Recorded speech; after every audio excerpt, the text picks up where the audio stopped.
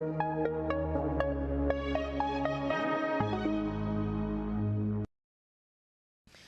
yet again to another episode of Women in Business.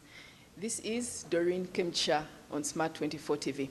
Now, we've been talking about different issues. Women in Business is all about the inspiring journeys of women that are within the business niche. We know that so many different issues affect women in business. It's not just about I've given you the job, I've given you the money, what else can you do? No, there are different issues that have to be taken into context. We're also very keen on the linkages to resources.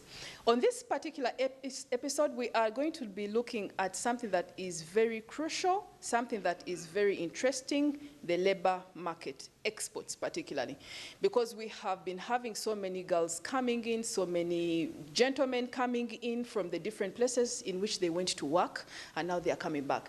In particular, we are interested in the labor export to the Middle East and all these different places in Dubai.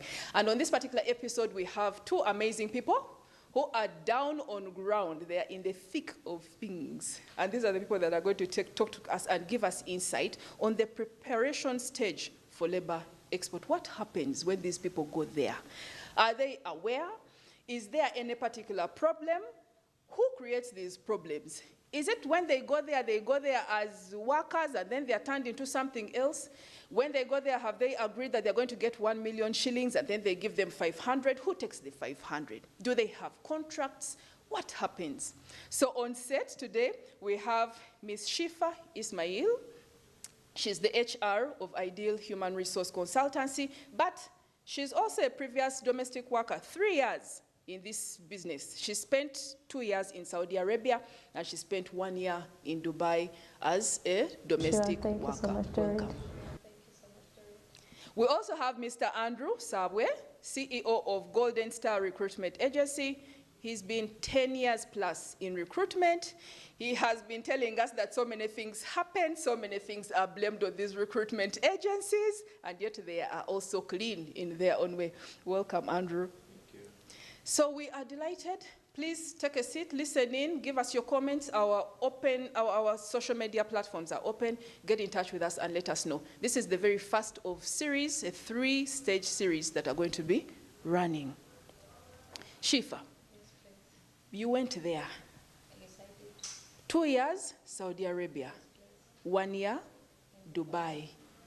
And you were lucky from what you've been telling me, your story. I was, Yes? You have not said anything very, very, painful that went through, apart from having eczema. Yeah. Just round it off. Just summarize for us. You were prepared beforehand by the time you went there. You had finished your S6. Yes, and you were prepared to go there because you had a she sister who was already working. She inspired you. Yeah. She How was your inspired you. experience? Very quickly. How was your My experience? Very quickly. Okay, I went to Saudi because I was inspired by my sister. She was like, Shifa, you can't join university now. We don't have a dad, we only have a mother and some siblings, yeah? So I was like, okay, it is a decision to take. I took it. And I spent some good time in Saudi. Right now, I'm at Ideal. It paid off. It paid off. Sure. Did you invest? Not really. Not really. What happened? In Saudi, payments were good, yeah, but only a few issues happened.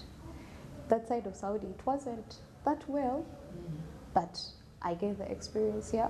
I gained the experience, I learned Arabic. I can speak very good Arabic. When you say the experience wasn't that good, what happened? What was it? Okay. You know, what takes us that side is money. Is money. Okay. What would hurt the most is I would work for 900 and my money reaching Uganda was deducted. To buy how much? By then, transactions were high, and sometimes when they use their phones, it might reach even Uganda like it's 700. In 700? Yeah, 700 Ugandan shillings. Is that the agreed money you had agreed on even before you Not left? really, not really. They had told you how much? Okay, they give you that 900, but the transaction processes. Yeah. That is where you move out of it and you're like, but now I'm working, but the money is also getting done through transactions. Yeah, but I'm good. I made some investments here in Uganda. Like what? My family is good. They're satisfied. Yeah, They're happy. they're happy. Actually, one of the things that I was successful about was coming back alive. Because that is even something I think that is, we take it for granted sometimes, and we think, oh, even coming back alive, it's a must, I must come back alive. But then, the way you talk about it is as if it's not a must. Why during that time it was so hard that it's now something that you're thankful for? Okay, I'm a very Religious person? I accept and believe that God's plans are always better. So I managed to go that side, and I came back alive. It's a win. It's a win, and I know it is. It's incredible. I also know that at that particular time, by the time you left, your dad had passed away, and you come from an extended family. Your mom needed support.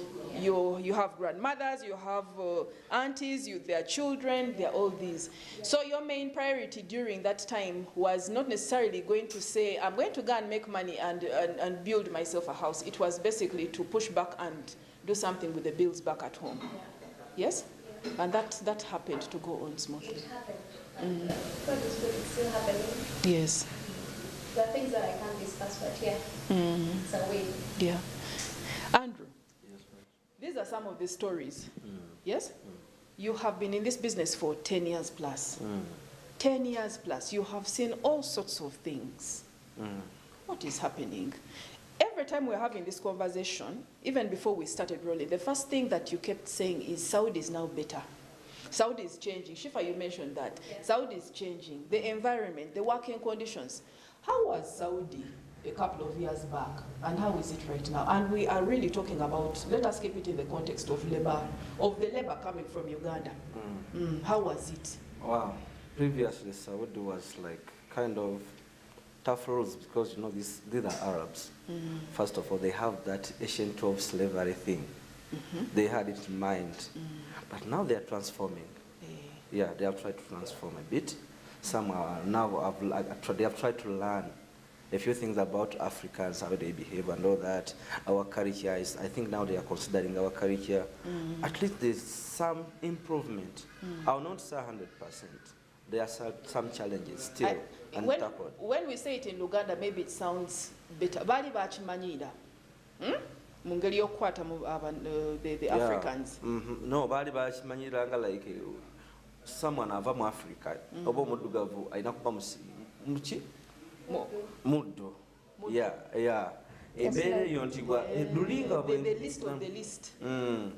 Cut like previously when I pick you as my maid, banga to the property yange. Bali baba you have to, no. Edda. Yeah. Ngamateka teganajjaga tutwala gati. Labor laws tezali wezo between Uganda and Saudi Arabia. Tetwaina ndagaano etugatta. So okusomozebwa ko kwali kunene nnyo nti ng'omuwala bwe bwajja wano omwana n'amutwala abanga atute property ye jjukira nti tewali nga wona clearance tomanya muntu ayiseewa toyina history ye yonna nti I can track this girl tebyaliwo ebyo na system teyaliwo. So that's why nti wawulira abafunga bafa bangi nnyo abaana nga bafuna ebizibu bingi nnyo kuba system teyaliwo. Buli omu yajjanga n'apiika ng'omwana nga bw'ayagala n'atwala. But how was it working during those days? Because it's hard to imagine. Mwali mubakwata nga mumanyi nti mugenda ne mbateeka awantu wamu n'ogamba nti now you first wait until these people come and get you. Obanga omwana mumujjayo eno nga immediately that person is going to, you already know agenda wa Mr. Omar there, omulala agenda wa Mr. Who there. Mwali temumanyi? The thing is, bw'otabawo system gw'osobola okutwala omwana nze nsobola oli asobola buli omu akola ki akukola kyayagala. System teyaliwo nga buli muntu yenna akola ki. By then Ministry of Labour yali yakatandika okuregulating ebintu ng'emirimu Uganda eri mpya mu system eyo y'okutambuza abantu ogenda ebweru nga tewaliwo channels ntuufu nti nga ne license company teziwera 20 ezaaliwo ebiseera ebyo nga omuntu yenna asobola n'okukuyunga wali ku kampawulo n'agamba nina kaddiru jangu tukole ki tugende safaring ye etandikidde awo nga tonatuuka najja okola ki kubanga akutute temali amumanyi. Ne kati one right now kasingaze company nganze Golden Star nkutwala. Notukeri ne bokuba endulu kati Golden Star yakola ki? Yatutte. Immediately bajja Golden Star Minister of Labor gikola ki? Oba company layo nayo nange registered nga yakutwala naye banga toyinaako yakutwala. Kati right now tutwala abaana ne bafuna ebizibu eyo. Naye olwokuba nti omanyi nti waswalinga affidavit nti ojja kulabirira okumonitalinga abaana abo kikkakatako ekitaaliyo luli ekitaaliyo nti omwana ne bwatuuka eyo oli amututa yamanyi atute kintu kye ne kati byakyuka era bikyuse nnyo weewaawo bikyabulamu otererera ddala nti tosobola kutereeza abantu bonna kubekyusa mulundi gutya gumu naye ate at least ko era namwe aba media mubiraba ennaku zino stories emwawangala olinga mu butuufu buli lunaku olaba eggulire lye Saudi Arabia oba lyomubuwala bwa omwana akoze eki afunye ebizibu naye slowly we are moving forward. Yeah. But lwaki nnyo why does it come out so much recruitment companies come up in the middle of things ne batukwata sente? Yes, because nekati amataka bakyatunda. I still know for sure because our neighbor recently was trying to sell his land kugenda ki Saudi Arabia. So I know the recruitment agencies in one way or another are still asking for some money. And it's in millions. What happened then? Ogenda okutwala omuntu azene sente ze nazikuwa gwenga recruitment agency ate watuukayo n'ogamba yes I have given you to this person here kati gwamanyi oli ku mulimo. What would happen? Ogenda okulaba nti this person ate atandika okubonaabona n'avaayo nga tewaliwo ki. Ekintu ekyo ekirimu ebibuuzo nga bisatu byeraba olina ekintu bw'okifunzizza wamu naye nga kinene. First of all, Gambia bajjako sente nyingi ne batunza abantu ebintu. I want this to get the public to get this clear. Waliwo emirimu egimu egy'okusasulira. Ate nga ekyo tebakibagamba. Kati ng'omulimu gwa security guard, company tezigaba visa. Ffe tusasula ne ba agent eri okufuna omulimu ogwo.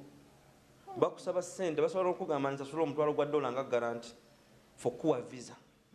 Then there is the middleman ajja okugamba nze nakukwatidde omulimu ogwo buli visa ejja njagala $3 meka 340. Right now omulimu gwa security guard ya Dubai it's on record osasula kumpi $100 mu ebyo ng'omwana tannava wano tonafuna tiketi tonafuna visa ye naawe commission okubanga omwana company tekusasula eri ate kuona agenda ate naawe kokola ki kwobala commission ya ekyo bwe kiri. Even if you want it or what, that is the way it is. Then zigenda zipailinga the amount nga tanatuukayo nakola. Of course aba wanongeza omwana azifittings. Atazifittings tajja kola ki? Tajja genda kubanga no nange omulimu bagunguzizza. Kati nange bwe ngugula eri nange nina okugutunda kwayakola ki? Kwayagala gwe gugwa gina emirimu emirala. Only one job in Saudi Arabia, housemaid. Yeyoka. Ate kati ne commission gwe basasula zi company bamusala. Ero jasanga omwana nga mugambye wekolere Interpol. Oba wesasulire ki? Kino kinebe kiti. Nenga ate muteeka lekikola ki? Tekirikirizibwa. Nolo kuba nti ate eri waliwo ate kati baddamu okusigninga bilateral empya agreement empya sente zabadde mu 10,000 za $100 mu meka. Nga company is negotiating the sente ento nefuna 10,000 mu meka. Kati right now tuli ku 10,000 mu 10,000. You mentioned something about commission. Commission. What I'm saying, omwana ono company emusasulira nga agenda omuwala maid. Yes. Luli ebadde emusasulira $10 mu meka? Mu 5. The list oba 13. Because right now, a new agreement in bilateral you're signing it very 10,000 mu 10,000. Signed between who and who? Between the government of Uganda, Ministry of Labor, and Saudi. You know, we are going to get someone from the ministries, these particular ministries, to come in. Because what we know, and we don't know so much, that is why we are asking you. Yes? That is why we are asking you. But we also have heard stories, Banobashiva. Yeah. When you were going there, did you get the exact money that they told you? When I reached Saudi, Yes. I would get it, but like I said before, Yes. The transaction. But if they told you 900 and that is the money that was paid to you. what I was paid. The challenge that you faced was by the time it would come down, Yeah. yes? Nga they've chopped it. Now, when it comes back to, you mentioned something very critical, that the two governments are into a bilateral agreement. They make up all these different things. So Nigeria misala je tuogerako, is it 900, is it 1.5, is it what? Those ones are already set. Right now, you're a journalist. You have all the rights to go to the Ministry of Labour. Sure. Buli company ezitwala abaana tetwala mwana ku contract nga it's not approved by the ministry. With first of all salary, ministry eja approving on emis bodeko company yo inane kuliko ne emis portal. Company eri kwe uploading demand letter, power of attorney, guarantee of the job, service agreement, byonna ne babiteka kuki. Then Ministry of Labour ne bitam ne approving, and then you pay the tax here as a guarantee your job okoze. No genda no generating a PRN, no sasulira ki job order you. On the system, then they approve, you upload again that receipt, and they approve you. Okutandika otwala abaki. Kitegeeza ogwo omulimu omusala ministry baya vetting the company. It's not my responsibility okuvetting a company eri. It is the ministry with foreign affairs or embassy to vet that company the other side. Okulaba this company is legit, ina capacity sobola osasula abaana baffe emyaka ebiri contract gyekola ki gyebawa.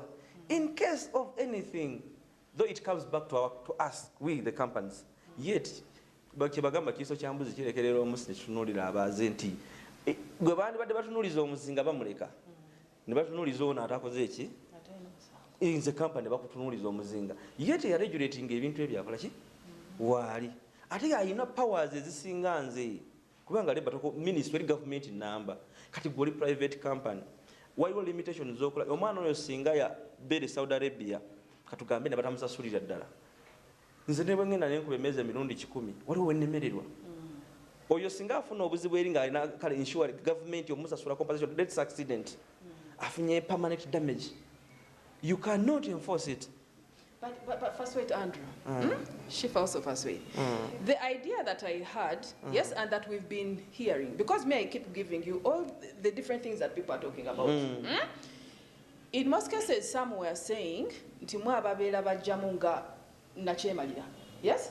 You come in, you have already got Shifa and her 20, 50, 100 girls. Then you go and you already have the placements, the households, because they come and they apply to you. And then they get the jobs. They say, we want a maid here and there, 20 years, 25. They are applying to the recruitment agency. Then another one also comes. So by the time you're going to take Shifa, you already know she's going to go the other side. Then we also had some stories about those ones who come in and then say, we need these girls. These are the ones that are needed. They are going for domestic work. The moment they reach there, then you begin sending out the feelers. We have the girls. Then they also come to you. But the way you are putting it forward is as if there is a recruitment agency that the families approach. Those particular recruitment agencies are the ones you work with. Yes? Exactly. Is that how it is? The Yes. same way, like right now here in Uganda, you asked me earlier on how many girls come to my office. Yeah? And then the girls come, if she knows how to speak English, because right now they recommend girls who speak English very well. English, not Arabic. English, if someone knows some Arabic, yeah, it happens. Because it happened by then when things weren't well. Girls were illiterate, they couldn't speak for themselves. But now, we have things we follow. A girl has to be knowing English. A girl has to be knowing how to speak about herself. Or, for example, and if she's going to know English, that means she's probably going to be tutoring the children. Sometimes. Have the monies gone up, the salaries, or they are still at the 900 used to work for? The monies are not going up, but then the other criteria, the requirements are going up. I think English is for easy communication because, and it's for your personal good, like safety. Whereby you are in another world, you need to communicate. In case you have a problem, you communicate in English. Another people don't understand it, but you find someone who's understanding English and you'll be rescued just like that. But apart from the communication part, there is also an outcry that I went there with my English. Yes? And yes, I went there to do this. I knew I was going to clean the dishes, to cook. but now ate bangattako n'okukola ki n'okututoringa yes kututoringa abaana from 8 to 9 or from 7 to 8. Is it also part of it? It's not part of it. Era bakikozesa abakozi bakikozesa mu nsobi ebansobi kubanga omukozi oba omugye kukyakala ki basinga bw'omanyi oli mu maka waliwo ebintu ebimu ekyo kyo nkikakasa naawe wuwo waliwo ebintu ebimu nga waleeta omukozi n'omugamba ojja kulabirira mwana naye ng'ate n'ebirala alina obikola ki obikola ekyo kyo kati nze ali e Uganda najja atya mu nnyumba ya buli mwana olina abakozi nga 3,000 b'otutteyo waliwo ebintu ebimu kasita kibanga tekimutokyalinga tekimutulugunya olina okikola ki okireka kibeerewo okujjako ekimutokyalinga ekinyigiriza obulamu bwe kyetutakkaanya nakyo. But batera nnyo bakubira amasimu in the very first 3 weeks. Very well. Not even that day they land there. The recruitment agency, I'm waiting for my boss to pick me up.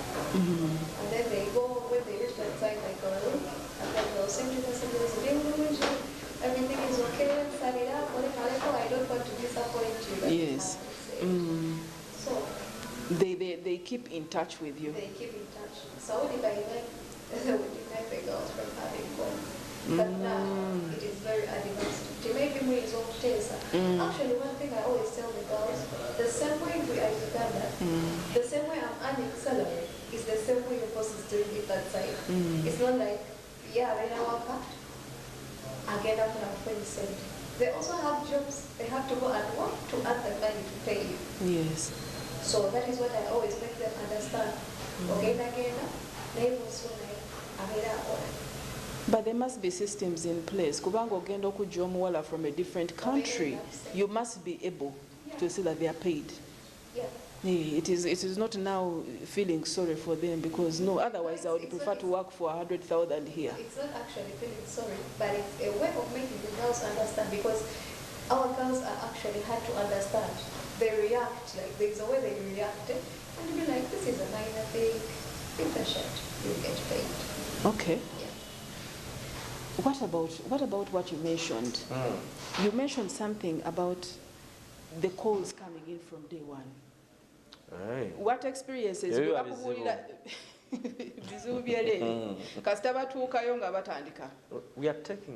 are not like employing angels. No, we are not employing angels that side. We are not like, we are taking girls from different families. We are taking failures. We are taking successful stories and failed girls on the streets. No, I will not. Let me see. This is, there is no person who is seen as a failure. No, what I'm saying. Ntwala omwana nga nawe wamwe yakulema gwe. Mutwale ku nnyonyo. Nga ne family yamulebererwa mubuulira. Si bonna ngambe mube ntwala mulimu aba failings wano nga ne family zabalema. Ng'omuwala yagaana. You rephrase it. Why did you rephrase it? Say why? Because ogenda funa backlash. Why did you rephrase it? Say mwabo betutwala. Kyenkugambye, I'm taking some who are failures.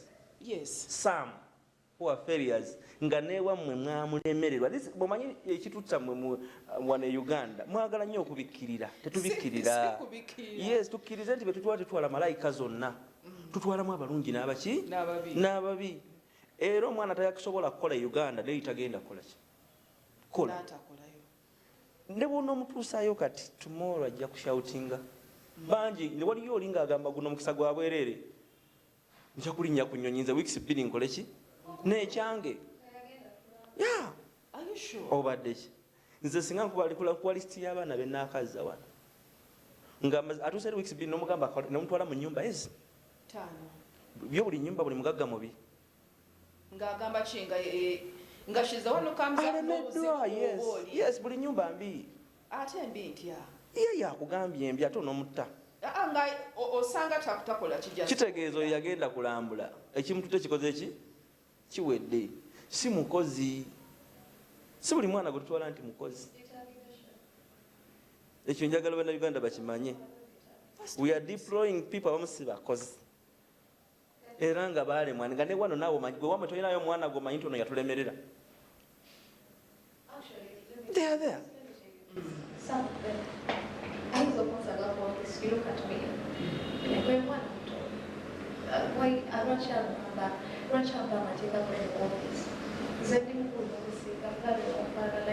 they're already talking at the office. At the office, Ngateba Nagenda. You give it hot. Tomania, when she goes that side, she'll be able to. Yeah. Yeah, some parents can. And then you cancel them, no counseling, and no you try your best, not everything. about your mutategera. Never took a noza. Just true colors. Parents come and approach you nagamba mnyamba. Omwana wanga ave wano.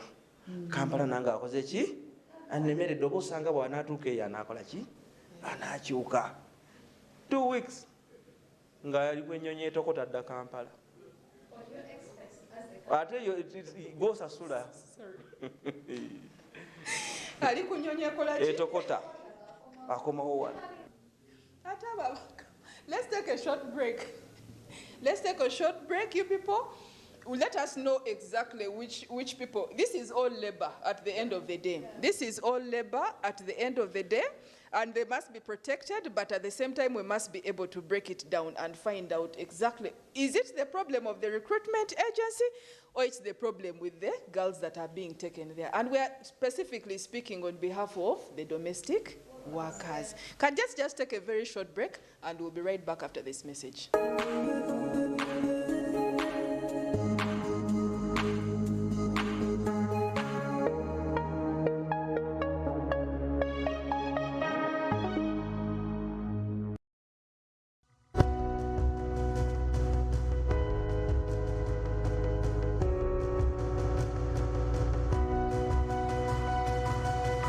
Smart 24, driving business. Roll up, roll up. Let's go. Welcome to DSTV Land, the most awesomest place to spend your holidays. Suffering suck attack. There's loads to explore with something for everyone. Amazing. All the best shows. Wow. All the best buds. It is pretty great. So don't miss out and let the holiday fun begin. It's a blast. Only on DSTV. Ugandans come to Ginger City every weekend.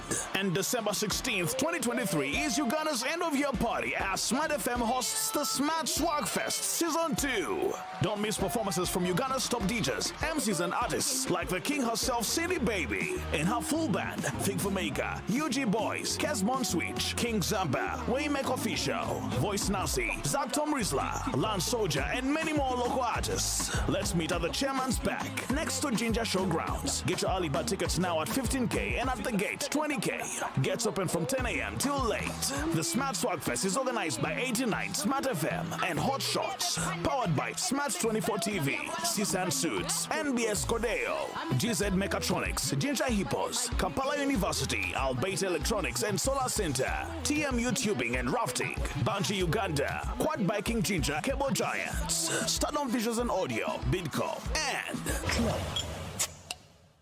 Tastefully different. Not for sale to persons under 18.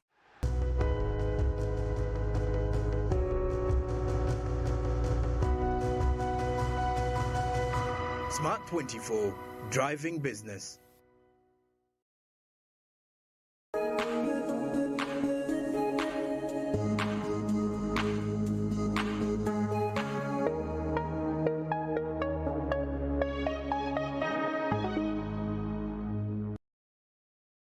Welcome back from the break.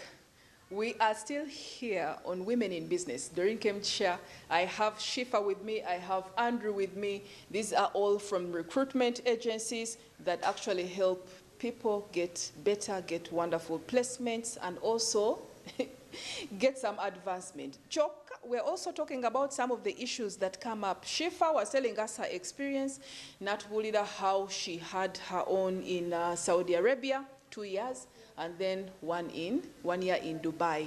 Now, Andrew, you mentioned Nogamba to some of these girls who go there.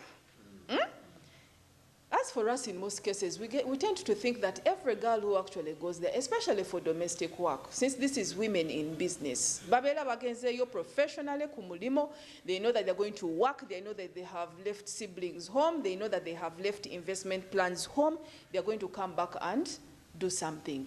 But you're also telling us that some of those girls who go there, literally, are going there to slay. Yes? They are going there to slay, or baba tukayo sometimes, and then they find different things. And after 2 weeks, they want to come back. Isn't there some professional thing inside your contracts as recruitment companies that really wants, do you even cancel these girls before they go? Mobabuli that church that so that they don't play around. This is not just a Kampala job, but it is a placement. It is a placement. Do you cancel them? Do you talk to them? Okay, I was ngekenje okugamba nti nja kwebazamu kona. Minister of Labour yali ekoze bulungi. Nti abaana abo bwajja mu office ewaffe ate alina gy'asooka mu training center. Omwana oyo agenda otuuka olutumuteekateeka okukola ki? Ku office bwatuukawo kyalinga kyakola ye pre-medical. Na medical ya GCC. Bwava mu medical ya GCC ere mukakasa nti mulamu. GCC bye biki? Gulf Health Council. Yes. Eyo system anti petugita GCC. Eba online medical. Bwe bagikola wano nga bagiteeka ku system. N'omuwala bwali Saudi Arabia gyagenda okukola abaalaba omwana nti muki mulamu ali medical fit. Bakebera buli kimu kyonna. Then bwavaawo agenda mu training center. Training center is regulated by Ministry of Labour. Company etwala abantu ebweru nga recruitment agency, private company, tuginaako buvunanyizibwa. Ministry of Labour yejiwa regulations yejiwa modules abaana kubalina osomera buli kimu yekikola ki yekibawa. Ffe ne batuwa omuntu gwe tubawadde nga mubisi bamutereeze mu line ffe tulina omutwalira okukola ki ogenda okukola. Ogwo si mulimu gwani gwange ngaka no gwa training center. So training center yekuwa ne certificate ekwali tubawa fubo batusunsiriremu omutuufu n'atali muki anaasobola okukola n'ataasobola era asobodde okukola bamuwa certificate of qualification nti ono akkirizibwa okukola ki qualification in what? Mu musomo ogwo gwasomye ogwo made nti asobola okukola emirimu gino era akkirizibwa okugenda training agiyise agenda akole Saudi Arabia. Baba training nga biki? Basics baba training kati waliwo omwana gojja katugeze waliyo omuntu asobola okula mu Uganda nga takozesa ku pasi y'amasannyalaze ninga tuse myaka 18 omuntu asobola okula nga tamanyi bakozesa washing machine nange waffe gye nakulira tanga nakulira makindi awo mu kibuga naye washing machine teyalinga yewe wakanga tuwozesa ki mikono maka gamu nagamu gosanga mu washing machine buli kimu eri pressure cooker eyo omwana nga tamanyi ne bagikola ki bwe bagikozesa nti oba mala giwumuza wansi okumala ebbanga weight pressure nekola ki negigwamu ebyo byonna babitrainingira wa osanga waffe eri mu kyalo nga simanyi pressure cooker bwekola ki kyokka abaana bonna betutwala tetubajja mu kibuga tubajjamu abamu mu byalo waffe gye tuva so bagenda mu training eyo bwe bamala ffe ne babatuddiza olwo ne tusaba visa zaabwe ne baziteekamu kitegeeza nti muntu ayise mu process eyo yenna bali batulaze nti mutuufu asobola okukola ki kati now when do you draft contract eno mugisigninga ddi n'oyo omuwala mugisigninga before you send her to the training center or after? Omwana bw'oteekayo ku system you get a contract but oyina rights ezikansolinga contract singa training center egamba tayise tasobola training center esobola omukola ki okugamba ono gw'otwala according to observation zetukoze naye training yetumaze naye tajja kola ki era tebamuwa certificate emugisaawo kola ki kugenda kola immediately training kasa employer amusima amuwa contract naye kati ate aconfirming omwana okugenda yaba wa training ki bw'ata submitting a list ye ku Ministry of Labour oyo mwana tagenda niwobanga gw'omuyinawo mu office yo olina kudda wa training center n'ogamba ono omwana lwaki tomusubmitting ayo ku ministry bamu approving contract ye sobola omukolako agende. That is true. And if it does not go through all this, so there's a checklist, eh? Yes. Checklist. This person here has to have had this medical examination, GCC, then even Interpol, correct, and then the training, yes? Now, if it is someone, a security guard, what do they want there? Still, they go through their own training? Right now,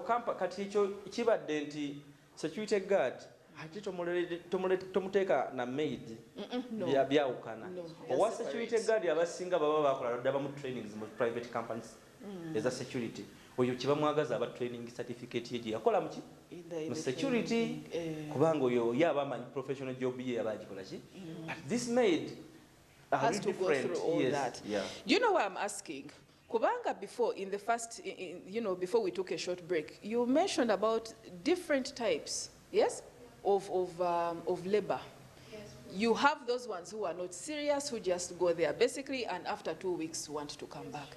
Now you are telling me that they go through all the preparation stages, babela bavuddeyo on their own unless they are coerced, yes?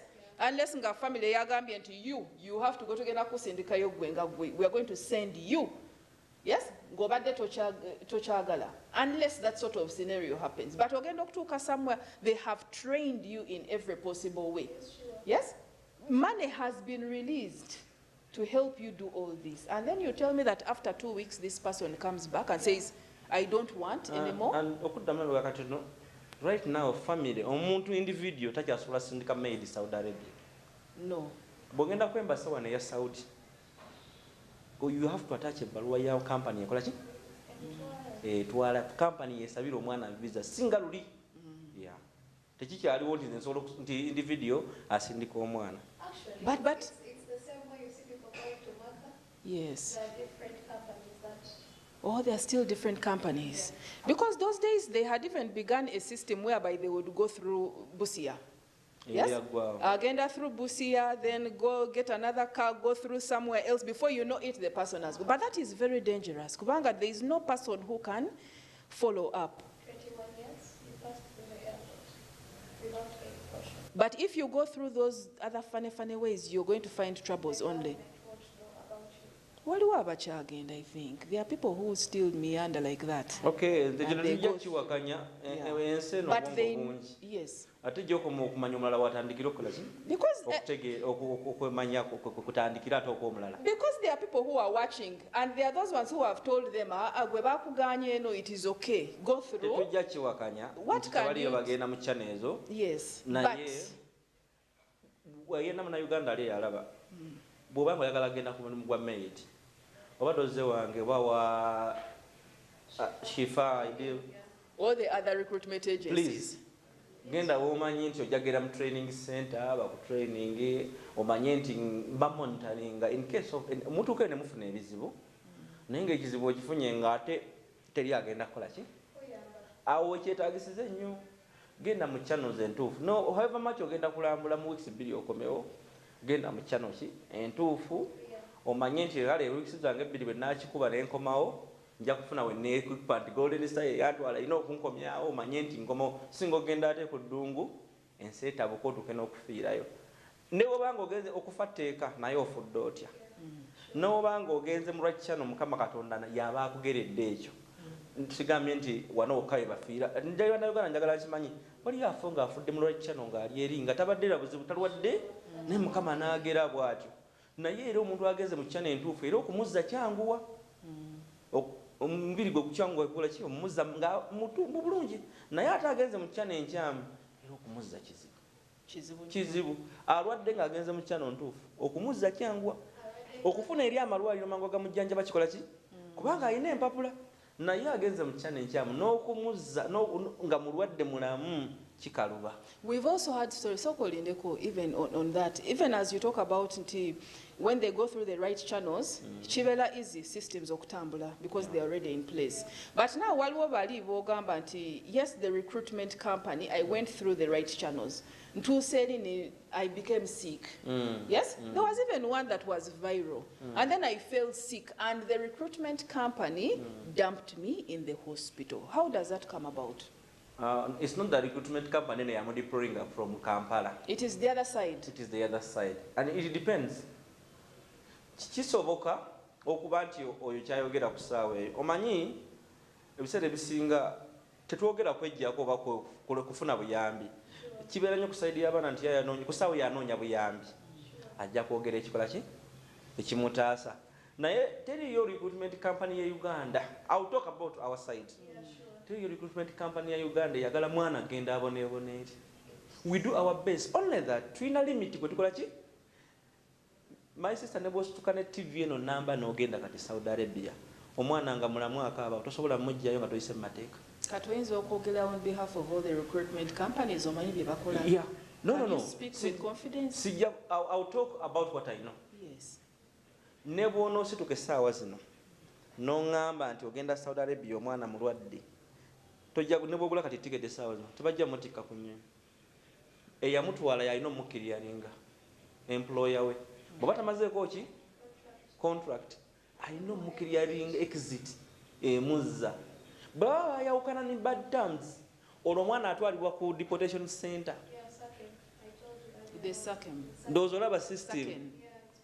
It is like a police detention center. It's not police. Eba foreign affair. Eba foreign affair yeri. Foreign affair yavunanyizibwa ku bantu abatuzi kati foreign eba deportation center yabwe yavunanyizibwako ministry y'ensonga zaki ezebweru tewo bakunganyiza abaana abafunye obuki obuzibu kati bano bagamba nti bamusula bakusudde mu ddwaliro biki sijja kiwakanya naye nga employer weri yakikoze eki so Uganda talina buyinza ate eri ate Ministry of Labour and Foreign Affairs and Embassy ya Uganda ate awe batusingawo amaanyi company gwaliyo tekulimba nti ate ina amaanyi okusinga embassy ya oba Foreign Affairs ne Ministry of Labour basatu balina amaki then na Anthony General omuleza wa government. But who follows up? Who follows up? Kati ebyamwe bikomawa nga recruitment. Tebina bisigala bitambulira ministries zonna. Foreign Affairs. Who follows up? Who follows up on these, for example, the domestic workers when they are there? The Ugandan company and the foreign agency. And the foreign agency. Yes. That is why I always tell the girls, if you have any issue, communicate earlier. So who can be blamed if anything goes wrong? If anything goes wrong. Who can be blamed? Who can be blamed if at all for 2 weeks the girl is sick and no one is giving her the care because the worker the other side, the employer the other end is not minding, yes, or she wants to be let go but no one is. Monseri mwe amateeka nga gakola nga tegafufaringa munansi mukama w'omwana oyo ye number 1 okola ki okunenyezebwa but olw'okuba body ya privileged mu nsi yaabwe ekyo kyo tebakitunuulira nnyo. I want to be clear. Bo nti beesukkulumyako ku mugwira kizibu nnyo kati nge Saudi Arabia eyo ogamba nti nze omuwala bonna muwaabidde omusango 10 ku 10 ndi sure agenda gukola ki guwangula kitegeera so nga ate kati awo government ate we bayina okuteekayo omukono gwayo through Foreign Affairs and Embassy kubanga ate baba bavunanyizibwa ku nze kati nze nawe nkomanga ate Embassy yaffe ne Foreign Affairs be bayina obuyinza ku Uganda wakola ki wali mu nsi yonna ate nze awusituukawo kati nze nina example y'omwana yafuna obuzibu n'ekyuma accident naye ntambudde ewantone gye nongenzeeyo ewa compensation ye gyenkola ki company did their part ne company ziri zina we zikoma company ya mujjanjabisa obukadde 206 kubanga bamu airlifting from Yambu to Riyadh International Hospital ngaafa nga bamutwalira na kubima omutima bamukuba omuzengulu mukama n'atuyamba nadde engulu ne ba airlifting abaana banne bakola nabo omusaayi nga betaaga omusaayi gw'omudonatingira nga talina musaayi ne ba airlifting ne babatwala gyakola kijali ne bamuwa omusaayi mukama n'atuyamba ekyo yali accident yali mu work factory ng'akola machine n'emukola ki n'emukwata omukono kitegeera kati mu mbeera eyo yonna omwana oyo yayambibwa company gyakolera yali spending 200 something million omwana okubeera obulungi n'emusaving obulamu bwe mulamu. Right now from June I'm fighting for his compensation insurance. Company nagituukamu mu gwokutaano gw'omukaaga awo engamba omwana yakomawo. No, he's in Saudi Arabia. They are retaining him because of his compensation. Kati ne company eri ate tuuka nebako weekoma to some things nga government to government ate olina okukola ki okupushingira okitegeera nti kati essaawa zino alinze compensation ye company emulitaininze emuwa retaina yeka paka lwanasasula sente zakola ki akomewo. That's why kugamba nti singa obagenzi right channel kati singa yagenda mu badi nga yagenda bugenzi bwati essaawa zino the company teyandi muyambe namuyamba bandi musuddeeyo gwani amutayako millions 2 no ng'oli mugwire eyo. But the reality about it, when you go through under any employment, if it is a company such as that be manufacturing, it is bound by health and safety policies.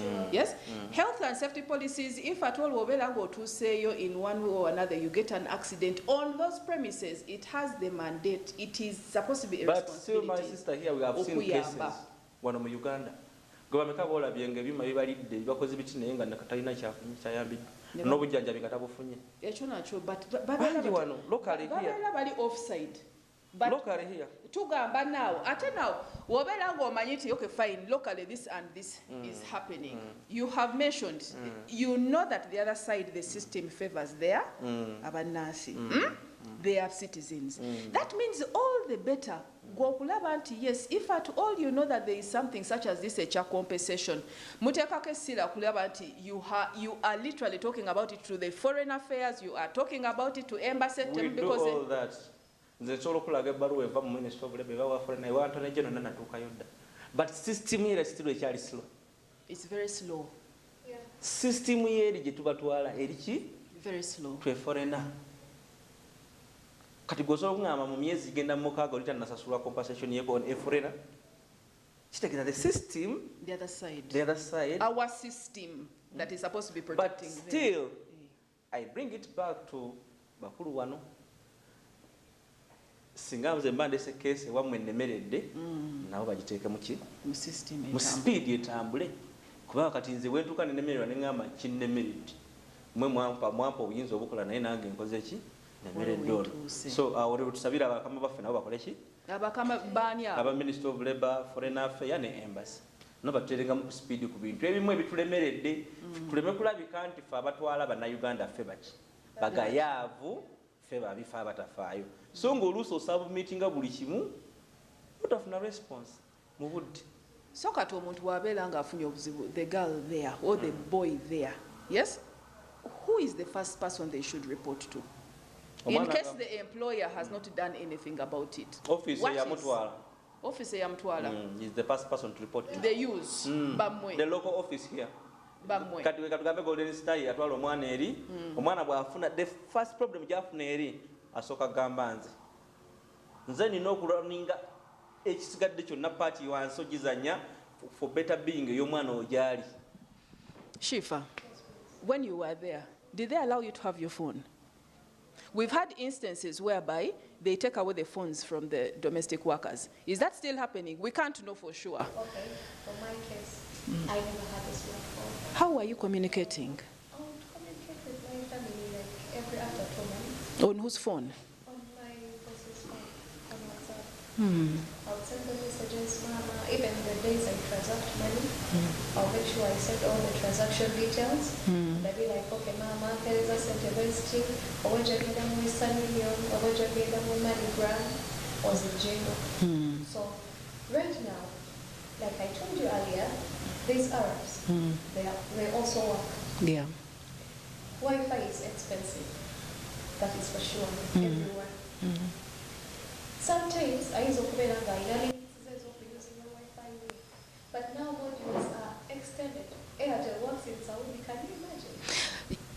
Shifa, Yes, please. let us be clear. Yes, please. Andrew. Right. Andrew, you mentioned that if at all wabeeranga waliwo mukolo and I have a maid at home, I take this person, yes, from home, we're going to my grandmother's place, ajja kunyamba-yambako in other different places. You also mentioned the same thing. Did I yes? mention it on air? No, you said it here. You said it here. Yes, we can even have a replay. Yes? Now, what I want us to be very clear about is that this is not an extension. When this girl goes to Saudi Arabia, to Dubai, it is not an extension of my work. Yes? This is she's going professionally there for a job.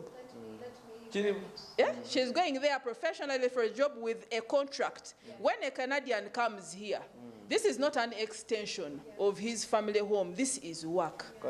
If it is washing, if it is cooking, that is where all the chores are spelt in my contract. I will not have any mandate to go to Agenda Wani on your 50 other trips somewhere else to go and work. Let me tell you something.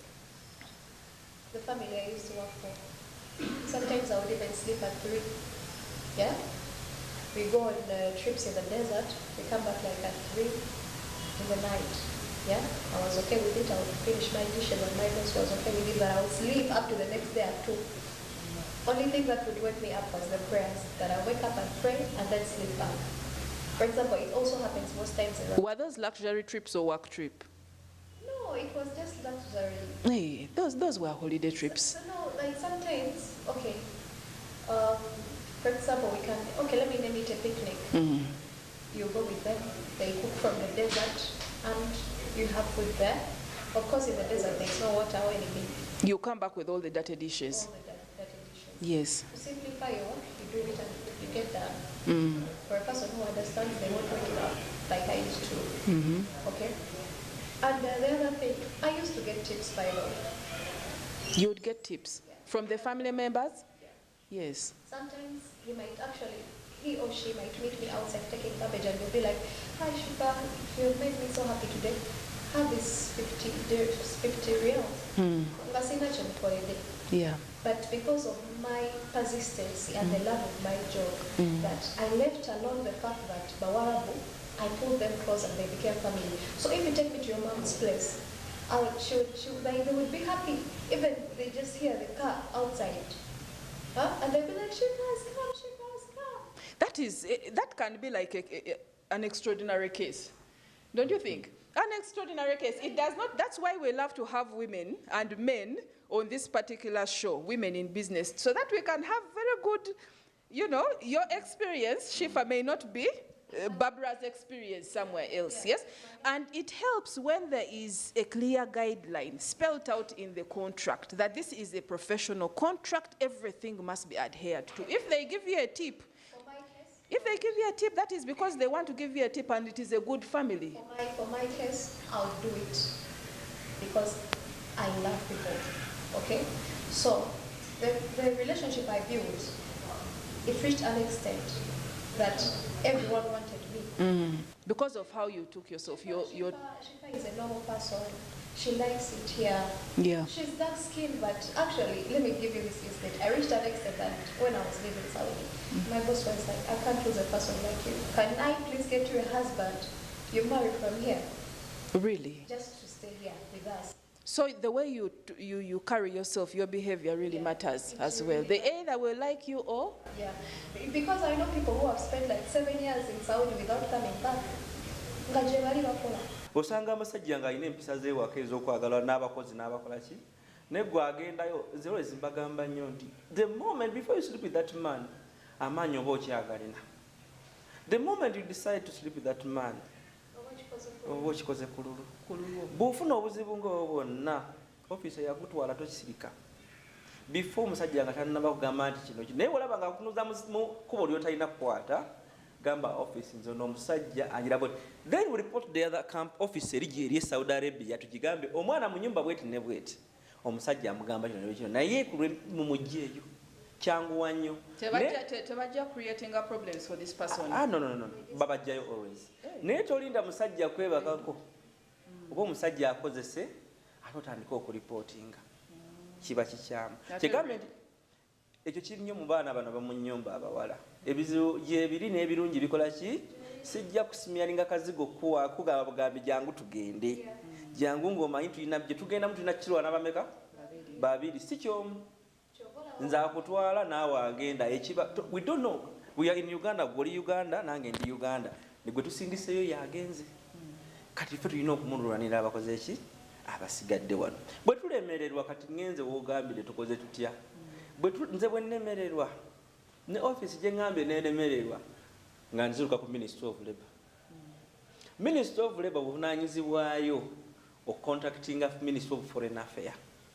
Ministry of Foreign Affairs yevunaanyizibwa ku embassy zaffe eziri amwana gyakola ki kubanga remember embassy yekola approval ya company eno getuwa omukozi contract ye embassy ku emis yekola approval era ba-applyinga wa ku embassy kigeze bakola ki ebamanyi kati bwe kiva ku ministry kigende ku Foreign Affairs tugende ku embassy bwe kigaana tudda wa Anthony General emuleza waki wa government boti utusobola olwana system we only that systems zili slow webale nnyo kyetubasaba nti bwe manda opye case ngeyo y'omwana alina obuzibu eri mu bakulu abo ngetulemeredde netali compensation abaana balina ebizibu abamu eyo naye nga kyetaagisa bwetaagisa someone from the embassy eri intervening atuyambeko ku nsonga eyo kikole ki tusaba bakulu ezo ministries zenjogedde esatu batuyambengako okwanguya ki ojja kusanga omwana nga ali mu nnyumba naye nga bambi n'okusituka takyasobola yalwala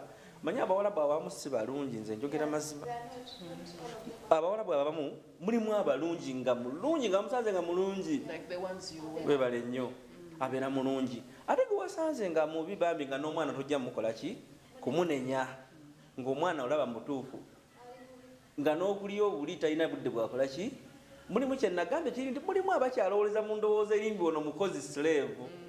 Weewawo nti kikyuseemu naye nga bakyalina kiri ekyabwe ekyaki ekyedda kali alaba ng'ono aleese endogoyi yo mukolera kati nga mulina kulwanagana bulwanaganyi naki nabo kibalaga nti ono nedda ono muntu alina okukola ate awumule yeebaka ate alye n'emmere. So tujawo tusabira gavumenti naye twongereremu amaanyi etupushingiremu kaawo tubeebaza balina bye bapushinze nekikyabulamu kaawo ebirala bisobose naye awo tusaba kubanga omwana abeera mu nnyumba kati ng'ate nze nyina okulinnya ennyonyi ŋŋende mulwanirire kati ate embasi yaffe ebe naakola ki nze ate nga nze ndi private sirina amaanyi gasinga embasi eri ate bwe ntuuka eri ate nina kuripootinga ku embasi ate nendyoka nkola ki resources ezo zonna zonna oba ozoonoonye tukitegeera. So awo tusabira gavumenti eyongeremu amaanyi wetutuuse si wabi kubanga luli omwana yabeeranga nga tolina nabwe omugjayo tomanyi bwokola ki kati omwana w'omuntu yes kati no omwana kati bakubira Saudi Arabia ndi mbonaabona ne muganda nsindikira amanyago